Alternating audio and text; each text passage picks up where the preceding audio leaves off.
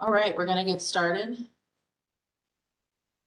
It is great to see so many faces here tonight. I just want to start by saying thank you for spending some time with us this afternoon or this evening, taking some time out of your busy day, especially around the holidays. This is a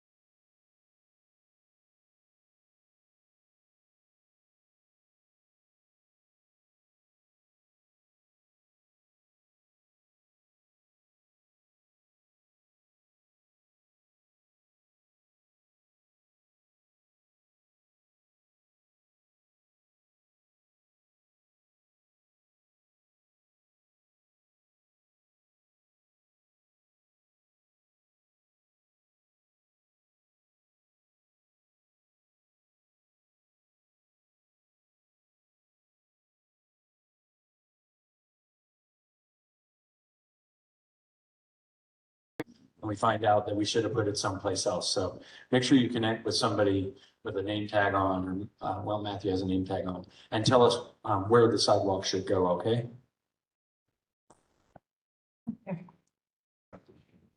Will there be any lighting, like in the parking lots or around in the park, that you can actually see it, like the pathways and such? Will there be any lighting?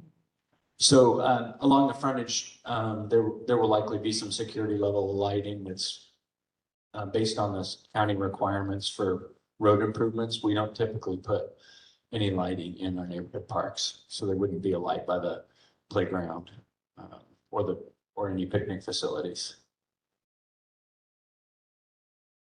Anybody else? Do we have any questions online? Is it gonna be able to be, able for special needs kids to play on, like, parts of the? Sure, all of our concepts include accessible play structures or accessible natural play areas. So each one of them, even conceptually, will have 4 different locations for play. They should be designed for all folks to be able to use them.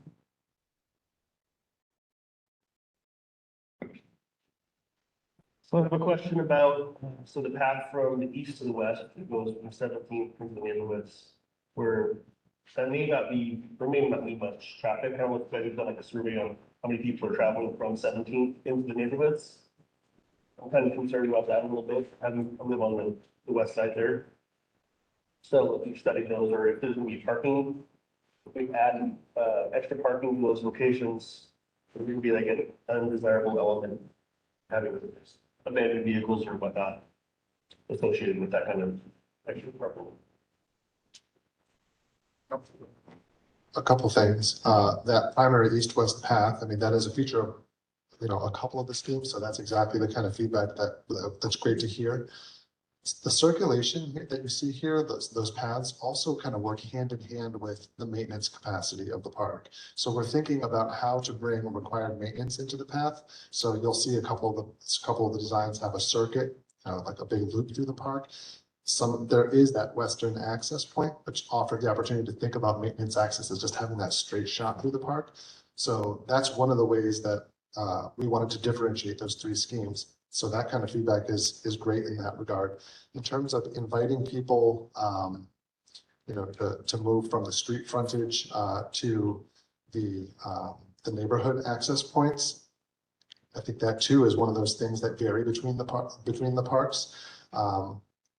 There will be enhanced kind of line of sight through the park, and we are trying to embrace those access points. We do so in different ways. You'll see in the 3 schemes that some of those access points are a little bit wider and broader and draw attention to themselves. So that type of concern, like, let's not really highlight kind of the neighborhood access points. That's exactly the kind of feedback that we'd like to hear about these. Just from an operations perspective, we do put removable bollards in all of our access points, and so you wouldn't be able to come into the park with a vehicle. But yes, those road ends, sort of the character of those road ends will likely change when we develop. We wouldn't put any formalized parking at the road ends, no. There's on-street parking, and we wouldn't make any frontage improvements at those points in any one of these concepts. We did talk about that as a potential option. I've been advocating since I joined the planning and development team to put handicap accessible parking in our neighborhood parks. We typically haven't done that in the past. Even though they serve people within a half a mile, some people can't walk a half a mile if they go to a park. And I believe that Matthew mentioned earlier that there aren't good pedestrian circulation routes throughout this neighborhood. So we're trying to recognize all those things when we're doing our frontage improvements. Oh, second. 10 seconds.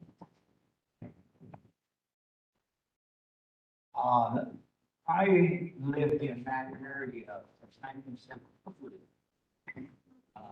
Know the area really well. I worked when those houses were built on the north side of the park. those were about 1963. As you talk about, entrance to the park area. As of today, 17th would be basically the main entrance. Unless something definitely changes. You have a potential entrance on 16th Avenue, which comes down where you're down the hill where all the water comes in. And on the east side, west side. On the west side, yes, it is the only accessible area would be in that housing project where you come down into the housing project to that particular area. That's the only areas that are open at this time. There is nothing along apartment area that's all sealed in. I don't think there'd be any way that you can get parking in that area.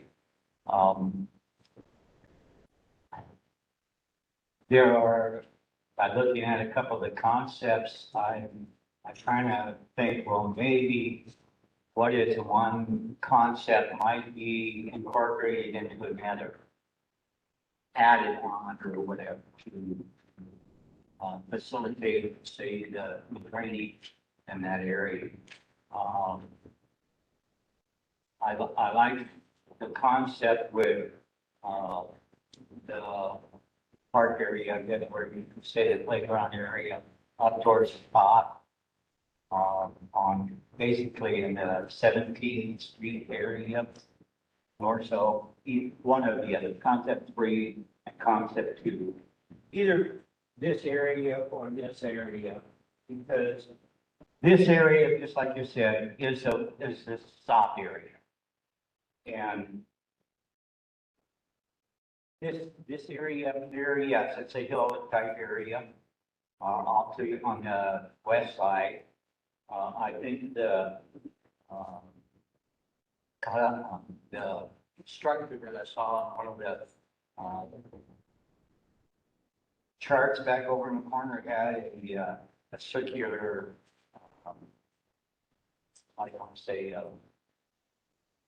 yeah, that's very similar to the one over at Hazel Park, up on top.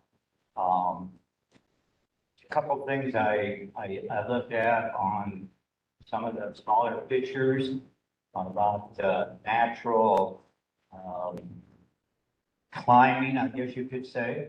I kind of look at some of the logs that are thrown down in that one picture, and I don't think that's a good idea because you have kids that would definitely most likely fall off.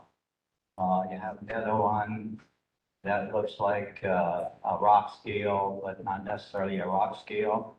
You have a tower type thing. I'm almost positive kids would jump off of that. I don't think that might be a good idea, but as far as I would say, maybe block that off so that doesn't happen. But other than that, anybody has anything about? Oh, but anyhow, yeah. So, just one other comment on the road end. If you go to Jorgensen Woods Park, which is on the other side of I-5, just south of 78th. If you go, I think there's 3 road ends there.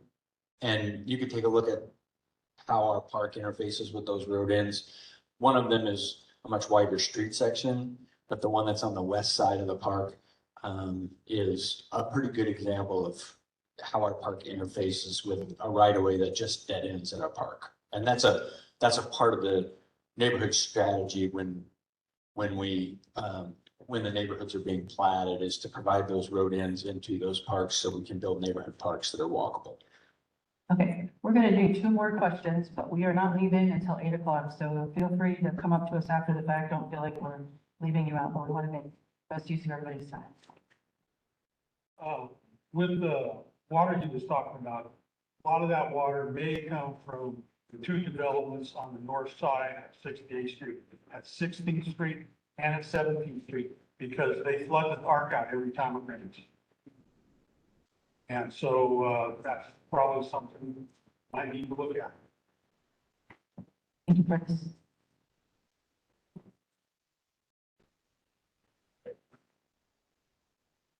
Is there any science behind bench placement in the park? Did you say science behind bench placement? Just training or criteria for where you put benches? Where I get tired. I walk slow. I have an advanced degree in bench placement from the University of Vistas and Public Gathering.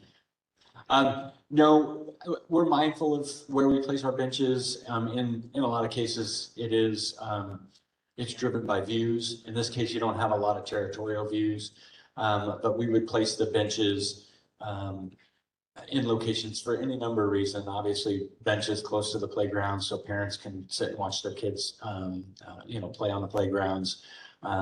Benches for small group gathering.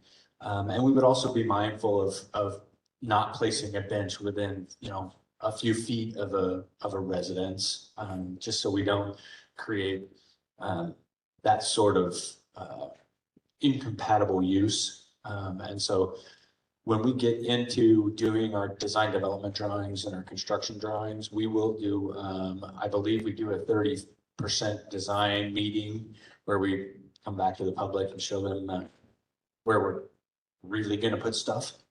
It's important to remember that these are diagrams. We don't know a lot about the site at this point. We'll learn more when we start doing that design development work, and things may have to move around a little bit. And I also want to reiterate one thing that Matthew said, is it's not 1, 2, or 3. It's, I like this about this concept, and I like this about this concept. And we're going to mash these 3 concepts into what we would call the preferred concept and tell the story about how we got there in the master plan. And the story comes from you all. So just keep that in mind when you're up and about providing comments.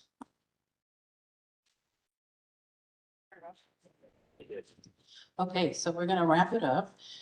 But again, like I said, we're not leaving. So if you still have questions, you feel like we haven't heard your question, or you have something that just crops into your mind, please find one of us, Matthew, myself, David, Thomas in the back, or sometimes Rocky, and ask away. Again, the blue surveys are out and about. Please fill them out if you're willing. Leave them with any of us with name tags, and we'll make sure that they get included in as we consider these plans moving forward. Park Advisory Board will be your next chance to view these plans. If you're interested, please be sure to give us your email address or just a phone number and let us know that you want to hear from us. So it's going to end it for now. Thank you again. We really appreciate you taking this time and being so interested in this new park. Thank you.